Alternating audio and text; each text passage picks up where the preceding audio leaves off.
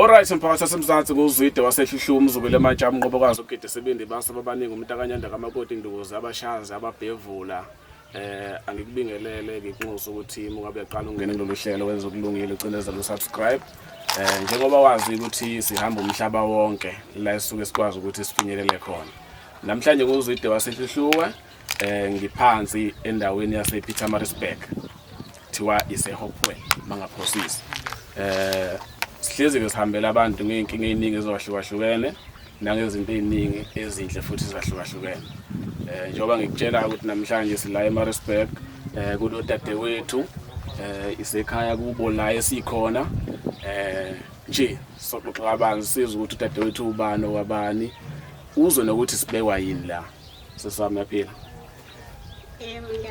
ngiyaphila nami lo mpopho ngowakho ubambe kanjalo yezwa usuzwile ukuthi ngubani mina ngithe ngubani nguzwide wasehluhluwe kuzukulu emantsha yebo sisubani igama lami ngusindisiwe ngingoba kaNgcobo ngihlala eHopewell eLindelani yebo wona la kunelindelani yebo seLindelani ngiyazi entuzuma mina ilindelani ngalo misentuzumani kodwa nje khona ilindelani ngiyazi ngale eThekwini yeah so la ekhaya kwamapholoba kwaNgcobo la ekhaya angithi omapholoba ofuze omashiya amahle ngathi azoshumayela ngiyakubona nawe ngicela ubingelela abantu emakhaya sanibonani njani nami ngiyaphila yebo igama lami ngusindisiwe ngihlala eHopewell eLindelani no dadewethu akukho kuningi kakhulu esikuzele la sinivakashele nje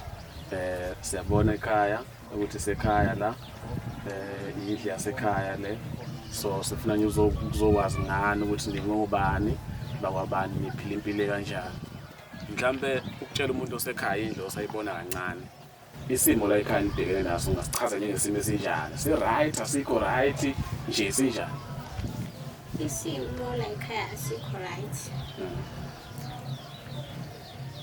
angisebenzi akukho konke akukho right angisebenzi siyalamba nje nomuzi nje banubona njena amatoha ngwatholi ngithola imali eqolo ukuze ngikwazi ukuthi sigcine sihlile la ekhaya iyona esisizayo ngizama-ke kodwa ngeke njengoba amatoha ngekho nje ngiyabheda yebo sixakekile nje asinalo lutho empilweni khona umuntu okuthiwa uxakekile noma ngithi uswele noma uyahlupheka la ekhaya liphi igama engalisebenzisa niswele yebo ngiyayithanda le show yes mina bengingasho ngobudlapha ngithi ngihluphekile ngenxa ukubona isimo engisibonayo yeah nami ke ekhaya sake saphila ngephansi kwesimo esikanje wahamba ngombe isikhathi sashintsha so isikhathi esiningi kweminye imizi izimo ishintshile njengamanje yesimo esifana nalesi sesiyimvela kancane ingakho bengingathi nihluphekile kodwa ngiyakuthandela ukuthi niswele ngoba niyaphila nina indawo yokuhlala noma ingekho yinhle hle sengisho ngesimo senhlalo ukuthi ningahlala mhlawumbe umuntu oyibukayo isimo la ngaphakathi sinjani ubani room lona yini enziwa lana nje uforum lo elinye ikamera lalibhuti wami ibhuti isibu elinye lilala thina bese ukuthi ngale ekishini-ke ila kuwa khona nala idaningi sibasela khona ngoba asinawo ugesi so siyabasa la idaningi bese ukuthi le ndlewayo-ke asisebenzise sihlanganise imbhede ngaleni sekhisho endlini elinye lalibhuti wami iforum so isizathu sokuthi nibase la ngaphakathi ngokugesa ninawo awukho yonke le ndawo ugesi noma la ekhaya kuphela la ungekho khona ubukhona ugesi bukhona wafika amapharawe ashaya indawo phansi so ngokuthi indaba ukuthi niyalamba omunye umuntu uzoyibuza ukuthi nilamba nibangaki ngizwile ukuthi umfowethu ingane zala ekhaya zingaka ingane zala ekhaya ziwu-3 nami ngifola ngaphansi kwengane abazali yebo uba ingane ezothiwe ey'ncane bese kube yasisi wami bese kube mina nobhuti wami kushuthi siba-5. Umuntu wesilisa kule ndlu ubhuti wakho kuphela. Yeah. Yeah. So ngale kweqolo yiphi enye indlela eniye nihlanganise ngayo njengoba uthi uyazama ngendlela ozama ngayo makuthiwa iphelile imali yeqolo yiphi enye indlela okwazi ukuthola ngayo imali? Siwashela abantu uma besibizile bese benewashini hambe simwashela lo muntu asinike lokho asinika khona. Yeah. Iyona ndlela-ke sikwazi kwamanje ukwenza ngayo ukuthi mesiwashe simwashelile asinike no-50 rand sibhadalise sibhadalise. Yeah. So ngokwesimo sokufunda iy'ngane engakayifundanga? So ziyafunda zombili iba una-5 years ufunda e-grade R la e-primary bese kuba ubaby u-Andisa Zondi ngane sisi wami ina-17 ifunda eMlulama Kids. Uphatheke kanjani uma ubona iy'ngane ebuya esikoleni zingazithi zodlala? Ngiphatheka kakhulu because nami ngiyazama asifani ngiphatheka ngicela kumakhelwane ukuthi bangienjoyeke. Isimo semfundo yakho ufundekile noma?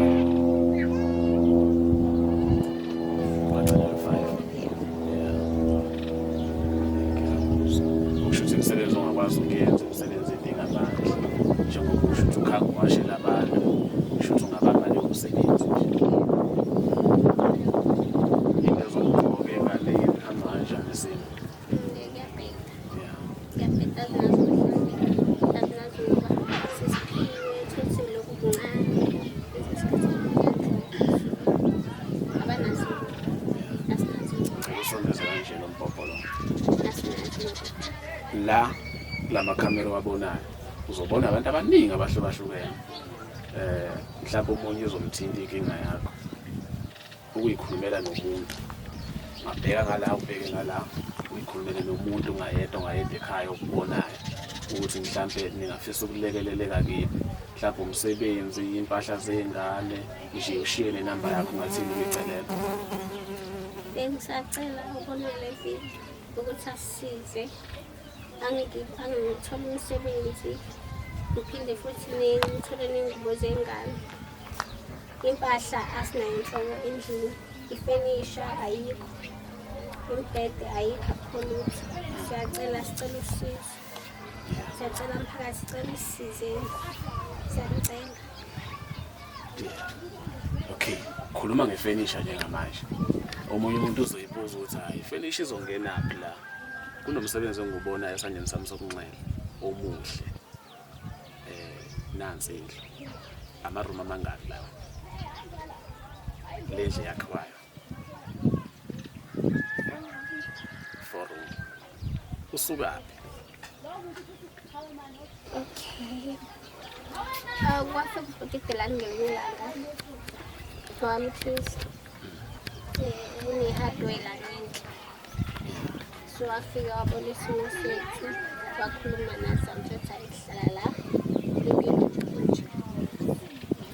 So wafika wathamba ukudla ingane wabuya-ke wasebathi hayi singabe sisakhathazeka uzosisiza asakhe. Ubhuti nihlala naye endaweni omakhelwane? Yebo, ukhulele la. Ukhulele la. Yeah. Ubuyile la kamakhelwane. So ngicabanga ukuthi le ndlu le yenzeke ngokukhulu ukusheshsha. Yebo kakhulu. Yeah. Ibe njani injabulo ngalesikhathi efika nokudla nitshela ukuthi uzonakhela nangampela wabuye ngokukhulu ukusheshsha nakho indlu yakhiwe kushoda ukuthi ifulelwe njengamanje. Naphatheka kanjani? Mina qale nangikholwanga. Yeah. Ngikholwanga ngempela. Ngathi noma kushiwo ngathi ngisaphupha. Seyiphupho engizovuka kulona. Because baningi abantu abadlulile la kodwa abakwazi ukwenza lokho. So ngayitshela ukuthi hayi ngiyaphupha nakusekwenzeka ngempela ngaqala ngathi ngenza kanjena alethi inkinga sokudingela ayilethi la ukuthi izosisiza sekuhluleka abantu abaningi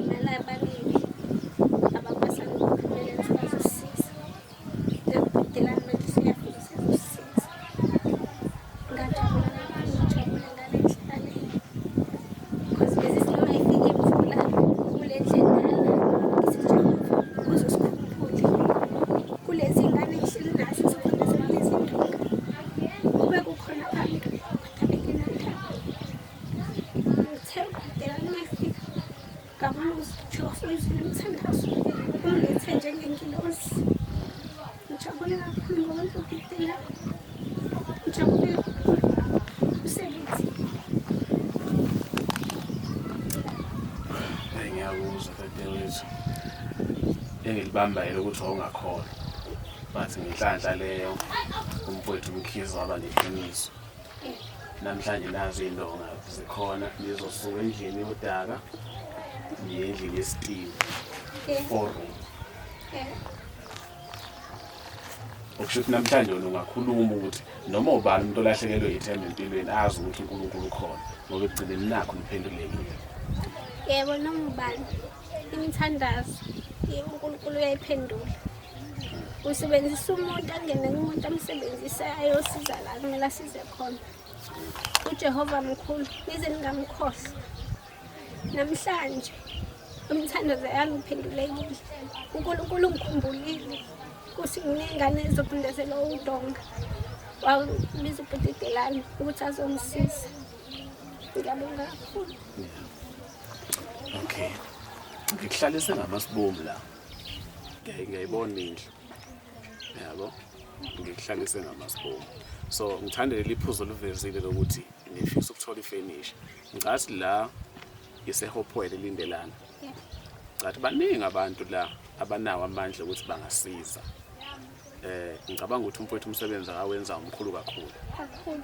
Engicabanga ukuthi ngeke uhlale emahlombe bakhe wonke. Lani phila nabantu abaningi abahlukahlukene. Khona umuntu onawo umbhede, unekhabethe, unefridge. Kuleli njengoba ningasebenzi neyidinga ifridge newadinga amakhabethe nekudinga konke okufanele indlenhle njengaleyo. Yebo. Ngezwi lakho ukuyikhulumela nabantu bala endaweni sePietermaritzburg la eHopewell elindelana. Uyicelele kubantu khona abantu abanamandla empilweni. Uyicelele nje ukuthi onganilekelela nefurniture isizophela indlu. Noma ubani ngisho wathi uyisitolo thizeni esikhulu esingakwazi ukuthi sinixhase ukubuyisela emphakathini usuke ungoneli lutho. Cela uyikhulumele nabantu baniphe nje ifurniture. Siyacela umphakathi. Nisiphe ifurniture. Lokho onakho siyacela usiphe. Sixakekile siyacela kanje. Ifurniture lokho ongakwazi ukuthi ube namandla akho siyacela. Mhlawumbe inamba umuntu angakuthinta kuyona ithi 064 32 0648 32 8559. yeah, cela iphinde futhi 0648 32 8559. yeah.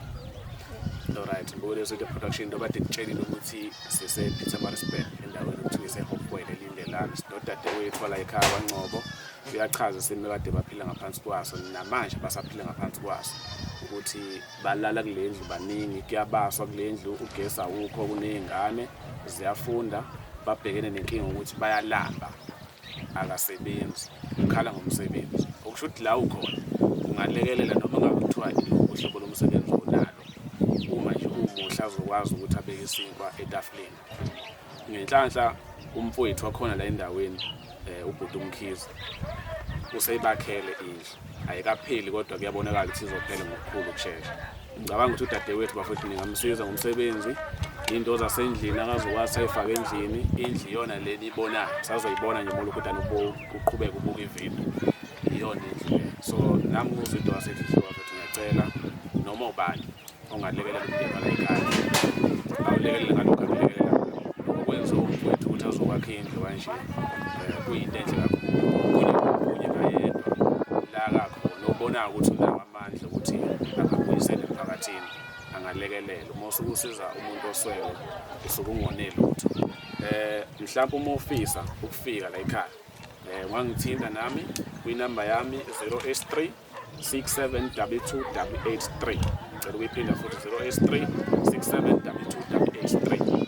Mina ngizokunikeza inamba kadadewethu noma ngikunikeza inamba kabhuti uMkhize ngisazokhuluma naye sivumelana njengomuntu oyena owenza umsebenzi la ekhaya. Ngicabanga ukuthi okuningi singalandela kuyena ngemuva yonke into engabe yenzeka la. Mhlawumbe wonke umuntu ofisa ukufika la angaqala kumfowethu noma aqale kumina but sisazokhuluma naye. kodwa nje ilokho futhi engathi ngicizele bona umuntu obuka le video ukuthi noma yikuphi ongalekelela ngakho kulokho osokushiwo udadewethu ngaba zimpahla zokugqoka furniture omakhelwane ningamfonela usisi mhlangane noma kuphi makuyindawo ephephile futhi nawe uthembekile umnikeza lokho ungamnikeza khona ukudla ngoba ukudla kuyaphela ngathi ukudla kwakhishwa umfowethu kuningi kakhulu kodwa kuyofika isikhathi la kuphela khona yeah so yeah singayibamba lapho sohamba sokhuluma nomfowethu uMkhize ne mhlawumbe ukugcina nje ongaphetha ngalo ukunxusa abantu ukuthi wonke lokho kade ukucela sengathi ngaba impumelelo bese siyaphetha. Ngiyacela ukuthi konke lokho okade ngicela ngathi singaphetha ngingajabula kakhulu manje ngikwazi ukuthi ngisize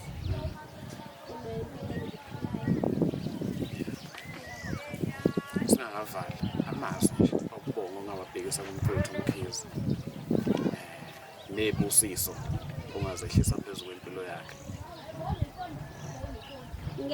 Ngiyabonga futhi Delani othe wangenzela kona. uJehova akubusise kakhulu. Bengingabona umuntu kodwa wena wangibona. Ngiyabonga kakhulu. uJehova khanya khazimule phezu kwekhanda lakho. Konke kuze kuhlelwe. Sibonga kakhulu. Ngicabanga ukuthi asixobanga umuntu. Ngiye ngingathanda ukugxoba ipolitiki la engifika khona. Kodwa noma ubani endaweni ngiqoqa wonke umuntu obona ukuthi khona into angayenza enhle angalandela phezulu komsebenzi owenziwe uNkulunkulu esebenzisa umfowethu uMkhize. Sibonga ukuthi sinisiphe ithuba sizokhuluma nobhuti uMkhize sizwe ukuthi usithathaphi isibindi sokwenza into enhle kangaka. Ngeke ngasho ngathi sokhuluma nomfowethu ubhuti uMkhize ngizwile udadewethu ekhuluma encoma sakhuluma ngo-forum wona lesikuwona shilo ngathi usuyaphela into enza ngisho lokho umsebenzi osuwenziwe mkhulu kakhulu.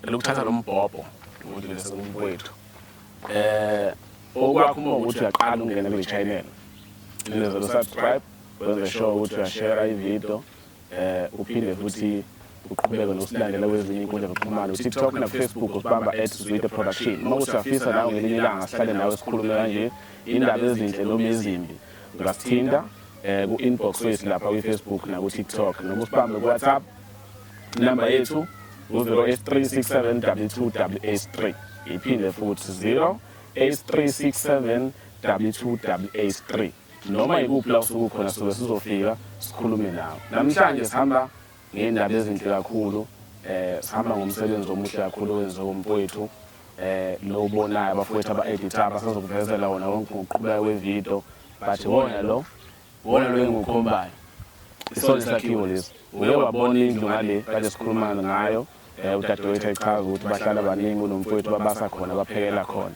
waveza ukuthi umsebenzi lo wenziwe insizwa yakhona la endaweni uMkhize umfowethu yaphila. Yaphila bhuti umntwana wethu. Ngikhona qhawela kethu umpopho usondeze kanje. Okay bhuti. Yebo mhlawumbe nje ukubingelela abantu emakhaya ubatshela ukuthi umfowethu ubani wabantu kuphi indawo sekuphuma ngawo. Okay. Ake ngibingelele imphakathi. Igama uDelane wakaMkhize eMaritzburg endaweni yaseHopewell eNsuka. Yebo. Isigodi ilindelana. Yebo. Ngizalelwe kule ndawo ngakhulela kuyona. Mfowethu ufuna singene kuyo shika. Udadewethu uveza ukuthi baswele. Futhi kuyisikhathi eside beswele. Waveza ukuthi wake wafika la ekhaya ubalethe lokudla. Ufuna siqale eqaleni. Ifika kanjani le ukuthi uzoletha ukudla la ekhaya? Iqala nini ukuthinta ukuthi cha yazi khona isidingo sokuthi ngihambe ngiyovela kulowa mndeni? Into ekhona Zwide ngizothi nje ngizoqala ngithi njengoba kuJuly njengomuntu okholwayo. Yebo. Ngokwenkolo kuthiwa uJuly inyanga yesivuno okusho ukuthi okusuka ukusebenzile uyahamba uyonikela ngakho enkonzweni noma kubantu abasuke behluphekile noma abasuke bexakile ngaleso simo. So ngathini angisahlali la ngasekhaya ikhaya leli sikulona eseduze kwasekhaya la ngikhulele khona ngumfana. Ngaganwa ngaseke nami ngokwandisa umuzi kaBaba kodwa khona la endaweni. So bebekhona belo bengithinta ukuthi hayibo uyakhumbula lo yamuzi lo uyahlupheka isimo sisekho sihle kanje inazi ingane zizobulawa zicenezelwe indlu sengithi mina mhla ka20 beku20 July hayi ngithatha umngani wami nje omunye ngithi ake sike soko selindelane sobona la ekuloku ekhala kangaka ukuthi kanti konakele iphi mengifika la mfokazi Zwide ngafika isimo singekho right ngafika ukudla kungekho at all ngafika nje ingane zilambile kumhla 20 zilinde iqolo elizofika ngenyanga ezayo mfowethu ngase ngithi no angikwazi kwafanele ukuthi ngisuke ngihambe ngokwenza igrocery yasekhaya ngoba ingane zayizovula ngolesithathu olosibili kulelo sonto ngase ngithi no ake ngihambe ngocela ngimama lapha endlini nkosikazi ngoba thina sinalo ithemba lokuthi namhlanje noma singanganakho ukudla kodwa kusasa sizokuthola kangakanani laba abangenalutho straight ngicela ukuthatha lamasente kade ekhona lendlini ekade sizothenga igrocery la ekhaya sothengela lezangane mengifika mfethu ngabuya zajabula ingane ngase ngithi ngizozama ukubona yini engizozenzela khona kwakuyisonto ngomsunguluko ngabuya ngathi bantu abami umsebenzi uyaqala siqaleke ukwenza lo msebenzi walo endlu bekumhla ka24 bengekho ngisho umgaqo ongenayo la kulethi material lisala lapha phezulu kumele ngithole abantu abazolekelela ukuyifaka ngaphakathi yamfethu udabala la ekhaya lungithinte kakhulu okungithinte kakhulu ukuthi kuyabaswa la kubaswa noma yini ingane zethu zilele kubasiwa umlilo uma kwenzeka kubaseka into ezichemical zizothola lo moya ongcolile kuvuke ekseni kuleli ugaca indlu iyabagcinezela iyawa kunengane ene asthma la ekhaya ethilele umlilo ubusha ngala ekseni fanele ivuke esikoleni so udabala ekhaya mfowethu angilwaze manje ngilwaze nami ngisafunda isikole umndeni nje obungekho right yeah ukushuthi ngalesikhathi ulethe ukudla ila wathola khona ithuba lokungena ngaphakathi wasibona isimo wathi uma usibona wasothi kufuneka indlu la ekhaya nangampela wabuya walenza iqiniso Zwide siyibona ungixolele nje bhuti ngifike ngingaphethe kudla mina la ngifike ngizobuka nami njengoba mhlawumbe usiseshe ukuthi baningi abebefika nami bengithi ngizobona ngoba bengingenawo amandla uyabo uma ngifika isimo ngase ngithatha imoto same time ngathi ngiqala endlini ngocela ngimama ukuthi ngicela ukuthatha le mali yakwakho le kade sizothenga okwezakhe izingane ukudla sihambe same time sothengela lo mndeni sahamba same time sabuya futhi ngosuku sakwazi ukuthi ke sesithi ngeke sesisoke sizama ukusebenza le ndaba yendlu ngoba sekodwa njani asikwazi ukwakha indlu abantu endlini belambile sase sithi asibashiye benokudla ngakusasa sabuya sasathi hayi umsebenzi uyaqala udadewethu kwaveza ukuthi khona ibhizinisi onalo olenzayo ngicabanga ukuthi abantu endaweni futhi abakusebenza kakhulu nabo emphakathini ukuthi umuntu okwazi ukubuyisela emphakathini bamxhasa ngifisa kuphume ngawe because omunye umuntu uzoyibuza ukuthi hayibo le ndoda amandla wathatha apha amandla angaka umuntu nawe ehlanganiselayo empilweni akekho umlungu esingathi uvuke kuyena kunjalo mfethu kunjalo nje ngisebenza mfethu ngokwe hardware ibhizinisi esilenzayo inebambane building supply sidila ngayo yonke imaterial okwakha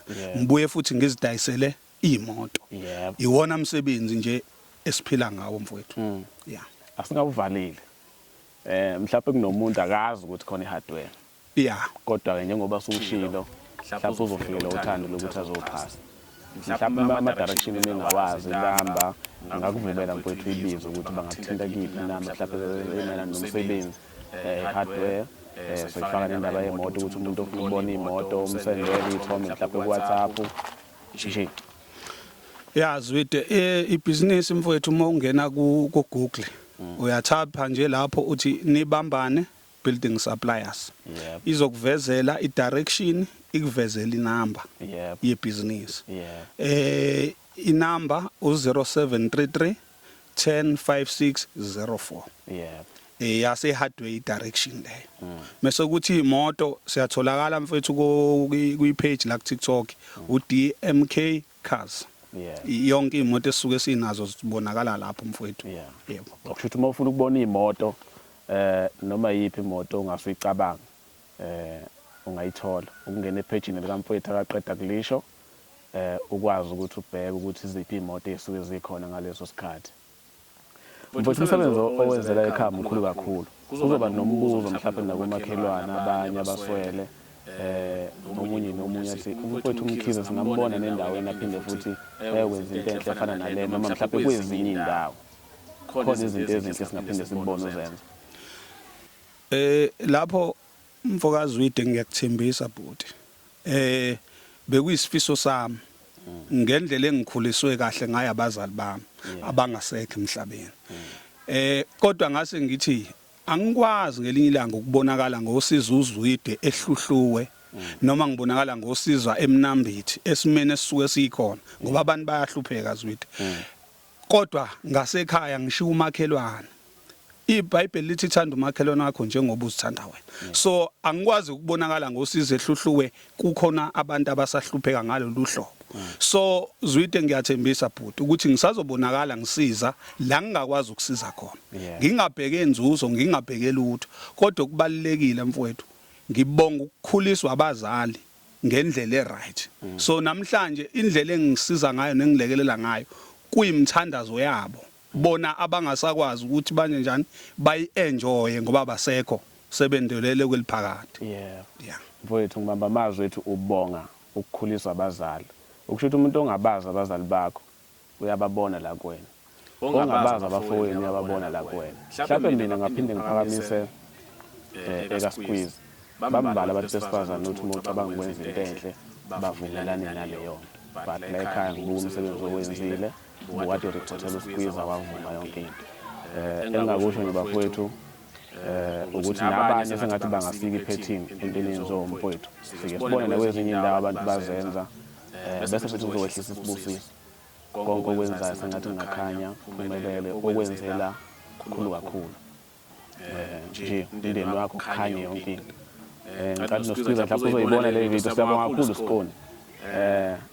Ikhombisa ukuba umuntu esifazane oqothe le ukuthi uMfowethu mekubikela ukuthi abangwenza into kanje bese wena ungafasi izinto ngoba abanye abantu bafasa ukuthi umuntu ashaye phansi athi mina ungenzela ukuthi yabo abanye into mhlawumbe nayo ebesazoyithola ngokuhamba kwesikhathi.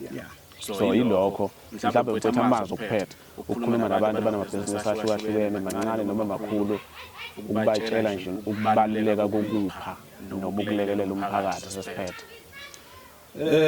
Mfethu ngathi kubantu abanamabhizinisi ngoba nami ngusomabhizinisi osafufusa. Ihardware ngomhla ka19 December ibiqeda unyaka nje wodwa. Okusho ukuthi kuseyibhizinisi elinjani elisafufusa. Kodwa ngithe lokho okuncane umphakathi ongisupporta ngakho. Angizobuyisela kuwona. Ngeke ngibavalele nabantu engitheme bebona ivideo yami bangaphandle mfowethu abantu abanama hardware. Igenge yasePakistan, igenge yaseNdiya.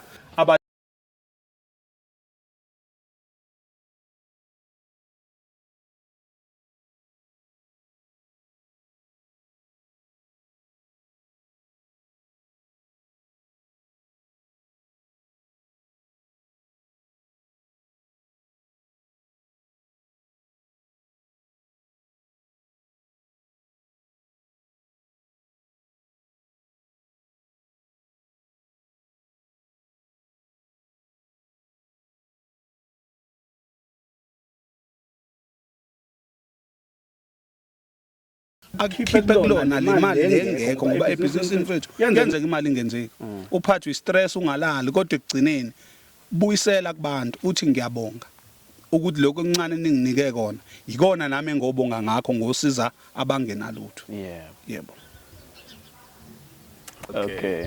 Khano Mfowethu kuyazwakala ngicabanga ukuthi okuningi Mfowethu sekuvezile. Mhlawumbe okusala ngemuva engishiya kuncane kulo msebenzi oqhubeka la khona nobukufisa mhlawumbe okunye ukuthi mhlawumbe umuntu nengathi angalekelela khona because kunosomabhizinisi abaningi kakhulu mhlawumbe kufuneka ifurniture la ukugcwalisela nje imazi kodwa shoda dadewethu khona obungafisa ukuthi mhlawumbe ukuqhubeka kwalendlu nakungajabulela ukuthi ubone ngaphakathi. Zwide ngajabula kwabazongenelela kwimfenisha imbhede ngoba le yampahle lapha ayikwazi ukuthi ingasuka izongena kulendlu enhle kangaka nezoba inhle kodwa ngokwematerial yokwakha indlu isiphelile zwethu imaterial ikhona yonke by Friday nje namhlanje kuyisonto izobe irufiwe yenziwe yonke into so ngifisa abangalekelela ukuthi fanele sibabiyele kulomuzi ngoba la kuyindlela nje wakube yingane nje ebusuku abantu behla bayanyuka sifisa ukuthi sibiye la sishiye sibiyile sishiye benembhede benayo yonke into zasendlini abantu bangafaka isandla mfethu kuloko siyabonga mfethu okay leyo kubiya inenkampani eziningi ngicabanga ukuthi idila nokubiya inamba mfowethu ibizile mayikulahlekela ungangithinta ku-0836722883 uzokunikeza inamba kamfowethu nikhulume nixoxe ukuthi ngabambisana kuphi mfowethu abangakhulu ngesikhathi sakho siyabonga zwethu siyabonga kakhulu lapho engasekhaya